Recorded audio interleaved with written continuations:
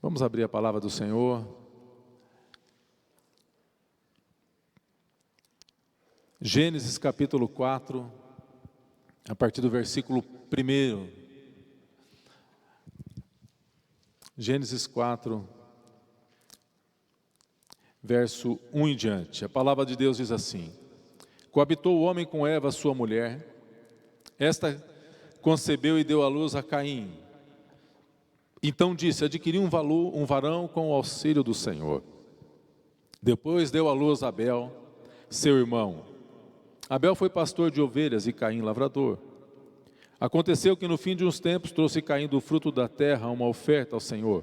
Abel, por sua vez, trouxe das primícias do seu rebanho e da gordura deste. Agradou-se o Senhor de Abel e de sua oferta, ao passo que de Caim e de sua oferta não se agradou. Irou-se, pois sobremaneira Caim, descaiu-lhe o semblante. Então lhe disse o Senhor: por que andas irado? E por que descaiu o teu semblante? Se procederes bem, não é certo que serás aceito? Se todavia procederes mal, eis que o pecado jaz à porta, o seu desejo será contra ti, mas a ti cumpre dominá-lo. Disse Caim a Abel, seu irmão: vamos ao campo. Estando eles no campo, sucedeu que se levantou Caim contra Abel, seu irmão, e o matou. Disse o Senhor a Caim: onde está Abel, teu irmão? Ele respondeu: não sei. Acaso sou eu o tutor do meu irmão? E disse Deus: que fizeste? A voz do sangue de teu irmão clama da terra a mim. És agora, pois, maldito por sobre a terra, cuja boca se abriu para receber das tuas mãos o sangue de teu irmão. Quando lavrares o solo, não te dará a ele a sua força, serás fugitivo e errante pela terra. Então disse Caim ao Senhor: é tamanho o meu castigo que já não posso suportá-lo. Eis que hoje me lanças da face da terra, e da tua presença hei de esconder-me. Serei fugitivo e errante pela terra. Quem comigo se encontrar me matará. O Senhor, porém, lhe disse: assim qualquer que matar a Caim será vingado 7 vezes. E pôs o Senhor um sinal em Caim, para que o não ferisse de morte quem quer que o encontrasse. Retirou-se Caim da presença do Senhor e habitou na terra de Nod, ao oriente do Éden. Fala conosco, Senhor, mais uma vez nessa manhã, Pai. Ministra aos nossos corações, em nome de Jesus. Primeira Guerra Mundial foi essa. Foi a Primeira Guerra Mundial.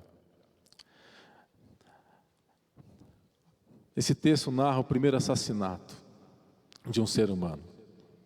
O assassinato de Caim é o assassinato de uma pessoa desacreditada, que não percebia esperança em nada à sua volta, nem nele mesmo. Uma pessoa cheia de questionamento, desencorajada pela dúvida, mantendo-se indiferente em relação à sua família, em relação a Deus, em relação ao seu irmão, em relação aos seus pais. E eu quero dizer que a dúvida em si, ela não é ruim, porque ela nos leva a questionar, a investigar, a averiguar, mas há um tipo de pensamento que pode tomar conta da gente e que nos faz questionar, inclusive, a palavra de Deus, a bondade de Deus. O tema dessa mensagem é pensamentos perigosos, cultivando pensamentos perigosos. O que são pensamentos perigosos? Aqueles pensamentos perigosos são os que tentam nos desencorajar em relação à vida. E o desencorajamento nos faz olhar mais para os problemas do que para Deus. Nos faz focar mais nas situações, nos desafios, nos problemas, do que olhar para aquele que pode solucionar os nossos problemas. E uma pessoa, quando ela se desvia, ela passa a fazer coisas erradas, serem atraentes a ponto de desejar mais do que as coisas certas. O coração fica obstinado. E quando nós permitimos que esse tipo de dúvida e desencorajamento começam a dominar a nossa mente, o nosso coração, então se nós não nos cuidarmos, o próximo passo é o desvio e o fracasso espiritual. Veja, ninguém se desvia da noite para o dia, dos caminhos do Senhor?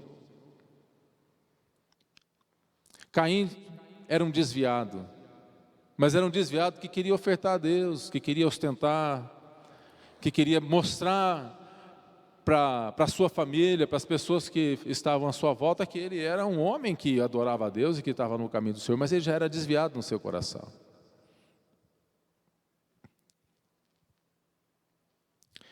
Não é difícil identificar, irmãos, os nossos inimigos, o mundo, o sistema desse mundo, as hostes das trevas, Satanás, seus demônios, o diabo, a carne, a concupiscência.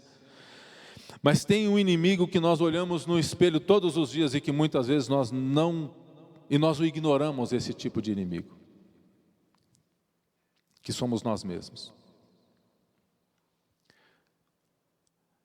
Porque contra o diabo, contra o sistema do mundo, nós lutamos, repreendemos, mas nós olhamos todos os dias no espelho e nós nos deparamos com aqueles que pode ser o nosso maior inimigo na prática.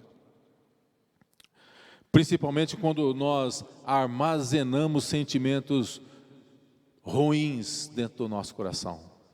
Sobretudo quando armazenamos sentimentos perigosos. Quando permitimos que a mágoa vai alimentando o nosso ego, o nosso sentimento, nós nos tornamos perigosos para aqueles que estão ao nosso redor e para nós mesmos. Nosso coração é enganoso, desesperadamente corrupto, como diz o profeta Jeremias. Portanto, o seu maior inimigo é aquele que você, e o meu maior inimigo é aquele que eu, aquele que nós nos vemos todos os dias. Portanto, nosso maior problema não está fora de nós. Talvez o nosso maior problema está dentro de nós, dentro do nosso coração, com aquilo que nós temos armazenado dentro do nosso coração. E olhando para a vida de Caim, para o exemplo de Caim, esse texto mostra onde esses sentimentos perigosos, eles podem nos levar. O que são esses sentimentos perigosos? E até onde eles podem nos levar? Em primeiro lugar, esses sentimentos, eles transitam dentro da nossa própria casa, dentro da nossa própria família, dentro do nosso círculo, nosso vínculo de amizade. Jesus diz em Mateus 10:36, são os inimigos do homem serão os da sua própria casa. Veja, Caim era irmão, Caim e Abel eram irmãos. Eram irmãos. Hoje nós ouvimos dizer que o meio corrompe, né? A violência é consequência do mal, das drogas, do desemprego, das injustiças sociais, da imoralidade, dos maus costumes. Mas veja, Caim e Abel eram irmãos e além disso não tinham amigos ou inimigos, eram somente eles. Não havia poluição, não havia desemprego, não havia violência urbana, não havia uma sociedade promíscua, não havia uma influência. O fato é que o mal já havia se instalado no coração de Caim. A palavra diz que do coração procedem os maus desígnios, como está lá registrado em Mateus 15:19, porque do coração procedem maus desígnios, homicídios, adultérios, prostituição, furtos, falsos testemunhos, blasfêmias, procede do coração. Mas quando a gente olha para a vida desses jovens, tiveram a mesma educação, a mesma instrução, ouviram as mesmas histórias, foram criados no mesmo lar, filhos do mesmo pai, da mesma mãe, criados no mesmo ambiente. Todavia, Caim se mostrou uma pessoa dominada pelos sentimentos que cultivava dentro do seu coração, ao ponto da raiva, o ciúme e a inveja cegarem completamente. E a Bíblia descreve aqui a oferta dos dois, a oferta de ambos. Deus aceitou a oferta de Abel e rejeitou a oferta de Caim. A gente tenta e a gente ouve muitos comentários acerca disso, mas a Bíblia não é muito clara, ela não explica a razão por que Deus não aceitou a oferta de Caim. Mas pelo fato de Deus ter rejeitado, certamente se tratava de uma oferta que não foi uma oferta pura, não foi uma oferta verdadeira, não foi algo de coração voluntário. E pela reação de Caim pode-se dizer que se tratava de uma pessoa hipócrita, que amava somente a si mesmo, não amava nem a família, não amava nem o seu irmão e não amava nem a Deus. Na carta de 1 João capítulo 3, verso 11, nós lemos: porque a mensagem que ouviste desde o princípio é esta, que amemos uns aos outros. Não segundo Caim, que era do maligno e assassinou a seu irmão. E por que o assassinou? Porque as suas obras eram más e as de seu irmão justas. Inveja. A gente muitas vezes não assassina a pessoa, literalmente não temos coragem de pegar uma arma e assassinar, mas muitas vezes nós corremos o risco de estar matando sonhos, de estar matando projetos, de estar matando no coração dos nossos filhos, dos nossos pais, das pessoas que estão à nossa volta. Abel era temente a Deus. Nesse lar, os filhos crescem diferentes, com vocações diferentes, corações diferentes. E por quê? Tudo isso porque Caim permitiu que um sentimento de inveja, de ira, de ciúme dominasse a sua mente e enchesse o seu coração.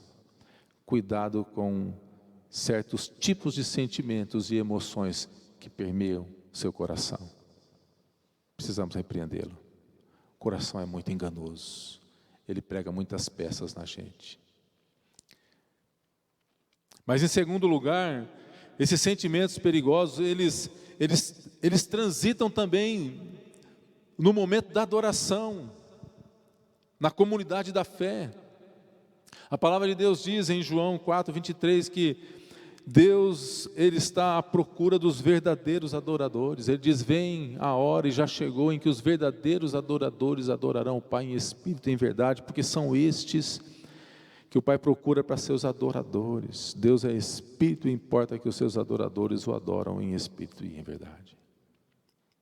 E, irmão, a evidência de que esses sentimentos, eles estão envolvidos também no momento da adoração, a evidência é a divisão nas igrejas.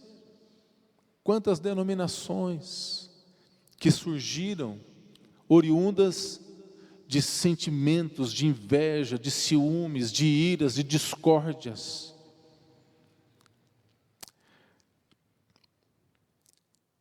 Ofensas, falta de perdão. Quando nutrimos esses tipos de sentimentos, eles afetam a nossa adoração. E qual que é a importância da adoração? Porque Deus não precisa de adoração. Deus não vai se tornar menos Deus se você ou eu não o adorarmos. Ele não precisa de adoração, Deus é Deus. Deus, Ele é completo nele mesmo. Ele subsiste eternamente. Agora a palavra do Senhor diz que Ele não divide sua glória com ninguém. No entanto, é na sala do trono que Ele se revela. Que Ele se revela a nós. É por isso que o ser humano é que tem necessidade de adoração. Nós é que temos necessidade de adorar a Deus, porque nós, quando estamos adorando a Deus, Ele se revela. A sua paz invade o nosso ser. Como no começo, como no início, nesse hino de abertura. O que foi isso? No momento antes da oferta, o que foi isso?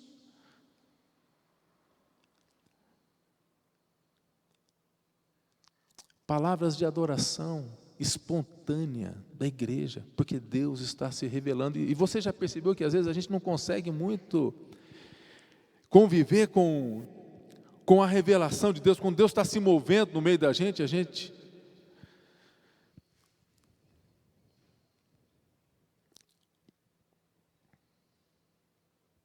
O fato é que Deus está mais interessado por isso Ele está em busca de adoradores. Ele está mais interessado naquilo que nós somos do que naquilo que nós fazemos para Ele.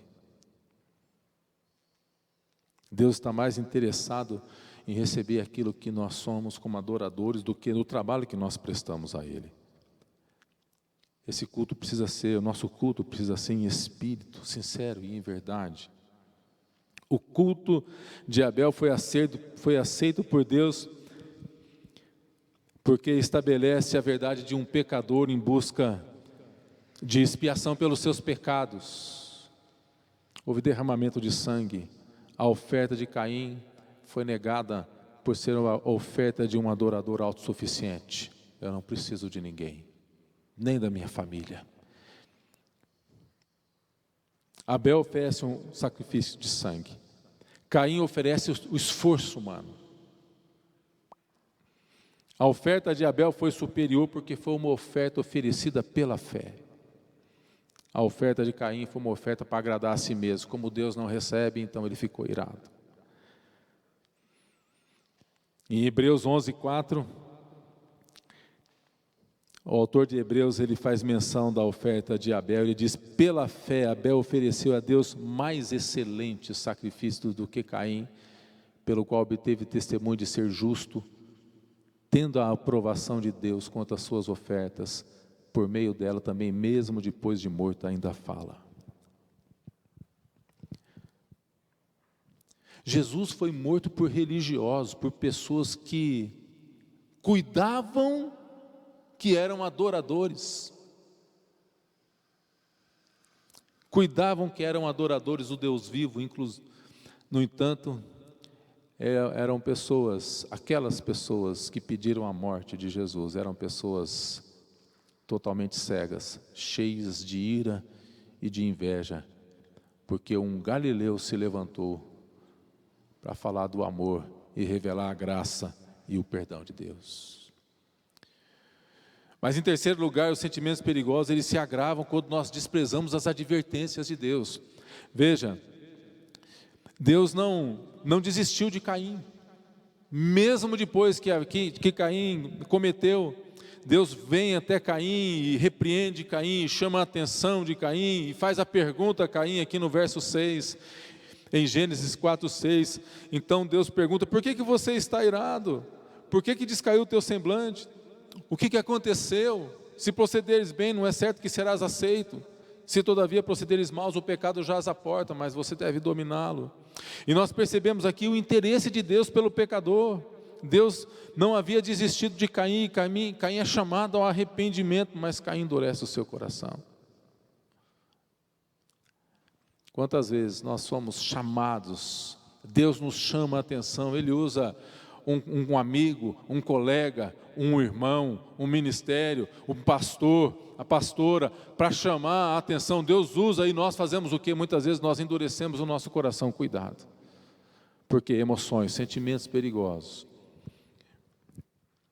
eles podem se agravar quando nós desprezamos as advertências que Deus tem feito ao nosso coração através daquelas pessoas que Deus levanta, e Deus levanta quem Ele quer, inclusive uma mula para repreender um profeta que está com seu coração obstinado.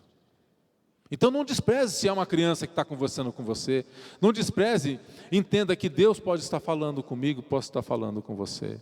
Caim é chamado ao arrependimento, ele endurece o seu coração.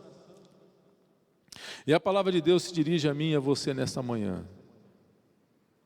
E talvez Deus esteja nos perguntando: por que você anda irado? Por que você anda com ciúmes? Por que o seu semblante descaiu? Veja, ira, irmãos, não é fruto do Espírito. Ira é obra da carne. Não é fruto do Espírito, é obra da carne. Deus nos adverte, Ele coloca sinais à nossa volta. Assim como uma mãe orienta o filho, diz: filho, não vá, filho, não faça, filho, não veja, não toque, não se misture, não deseje, não se afaste. Mas Caim não, ao invés de ouvir a voz de Deus, ele prefere ouvir a voz do seu próprio sentimento. Ao invés de fugir do pecado, ele consuma o pecado. Ele mata o seu irmão. Ele é confrontado por Deus depois de matar Abel e ele responde com hipocrisia. Ele diz: acaso eu sou tutor do meu irmão? Em vez de se voltar para Deus, ele foge da presença de Deus.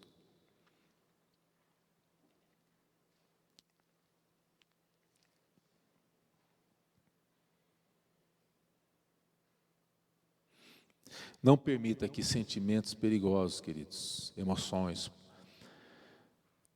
por falta de perdão, não permita que a ira tome conta do seu coração. Não permita que esses sentimentos te envenenem. E em quarto lugar, em último lugar, os sentimentos perigosos não ficam encobertos. E eles pode passar a futuras gerações, é o legado que a gente deixa. É o legado que a gente deixa. Primeiro, não há pecado que fique encoberto diante de Deus. O que é feito às escondidas aqui na terra é visto pelos céus. E é visto diante de Deus. Deus viu quando Adão e Eva comeram do fruto proibido. Deus viu quando Davi cometeu adultério com Batseba. Deus viu quando Caim matou Abel. Deus viu quando Acã roubou uma capa. Deus viu quando Ananias e Safira mentiu. E Deus está vendo você e eu. Nós não podemos esconder nada do Senhor. Como diz o salmista, Salmo 139, Senhor, Tu me sondas e me conheces, sabe quando me assento, quando me levanto, de longe penetra os meus pensamentos, esquadrinhas o meu andar, o meu deitar, conhece todos os meus caminhos, ainda a palavra não me chegou à língua, e Tu, Senhor, já conhece toda. Tu me cercas por trás e por diante, sobre mim põe a mão, tal conhecimento é maravilhoso demais para mim, é soberano e elevado, não posso atingir. Para onde me ausentarei do Teu Espírito? Para onde fugirei da Tua face? O legado de Caim foi um legado de maldição. O pecado, ele oprime, esmaga, ele escraviza. E quando nós olhamos para gerações futuras depois de Caim, Lameque se levanta, se torna um bígamo, um assassino, um homem sem intimidade com Deus. Caim, quando repreendido, não se humilha, não chora, não se arrepende. E o pior é que a morte de Abel não trouxe alívio para Caim. Ele teve que conviver até o fim da sua vida com aquela lembrança amarga de ter sido inferior, da oferta dele ter sido inferior à oferta do seu irmão. Então, queridos, cuidado com sentimentos perigosos e com emoções que levantam e que procuram encontrar lugar dentro do nosso coração. A palavra de Deus diz que Caim se levanta e foge para Nod. Nod significa peregrinação, lugar de fuga, lugar de exílio. E esse é o lugar para onde vão aqueles que permitem que esses sentimentos sejam maiores do que a nossa razão. Entenda uma coisa, a tua razão é maior que o teu sentimento não pode nunca ser maior do que a tua razão. A palavra de Deus diz que nós devemos estar preparados sempre para darmos razão da esperança que há em nós. O apóstolo Paulo diz que nós devemos oferecer a Deus um culto racional. Agora veja, você é mais inteligente do que o teu sentimento. Existe uma razão por que nós estamos aqui. E a razão é o amor de Deus, o perdão de Deus e a graça de Deus que é derramada sobre nossas vidas. Não se torne uma pessoa desencorajada. por sentimentos perigosos e emoções que vão te levar para longe da presença de Deus. Porque uma pessoa desencorajada pela dúvida, ela mantém-se indiferente em relação a Deus e em relação àqueles que estão à sua volta. Oi, Tico, não tinha te visto aí não.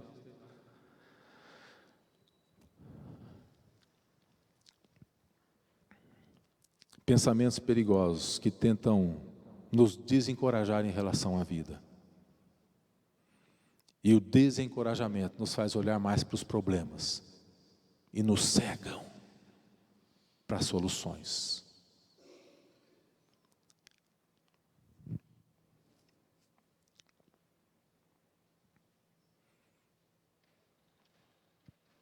A palavra de Deus diz em Provérbios 4:23, sobre tudo o que se deve guardar, guarda o coração, porque dele procedem as fontes da vida. A geração de Caim se embrenhou no pecado de tal forma que em Gênesis capítulo 5, apenas um capítulo depois, nós lemos 5, versos 5 e 6, capítulo 5, viu o Senhor que a maldade do homem se havia multiplicado na terra e que era continuamente mal todo o desígnio do seu coração, sentimentos perigosos, inveja, ciúmes. Então se arrependeu o Senhor de ter feito o homem na terra, e isso lhe pesou o coração, e veio o dilúvio. Deus olhou do céu e destruiu os pecadores com o dilúvio. Só então, a partir de 7, é que começou-se a invocar o nome do Senhor. E eu termino, queridos irmãos, essa breve meditação com uma orientação que o apóstolo Paulo nos dá na carta aos Filipenses, capítulo 4, verso 8. E ele diz: finalmente, irmãos, tudo o que é verdadeiro, tudo o que é respeitável, tudo o que é justo, tudo o que é puro, tudo o que é amável, tudo o que é de boa fama, se alguma virtude há e se algum louvor existe, seja isso o que ocupe o vosso pensamento. E eu quero te dar uma razão para você acreditar nas pessoas, para acreditar no ser humano. Jesus Cristo morreu pelo ser humano. Ele acreditou na remissão, na transformação, na reconciliação, porque Deus estava em Cristo, reconciliando consigo o homem. Vamos orar ao Senhor. Pai, nós te louvamos, bendizemos o teu nome, mas queremos confessar nessa manhã, Senhor. Muitas vezes nós temos permitido que sentimentos perigosos, emoções, iras, invejas e ciúmes tomem conta do nosso coração. Isso é muito ruim, Senhor. Então, nesta manhã nós viemos pedir a Ti que o Teu Espírito Santo, que vivifica a Tua palavra, que esta palavra ela venha trazer temor, paz e esperança dentro dos nossos corações. E que ao sermos repreendidos por Ti, Senhor, independente da pessoa que venha nos chamar a atenção, que nós ao menos consideremos o Teu amor, o Teu alerta, a Tua graça, o Teu perdão sobre as nossas vidas.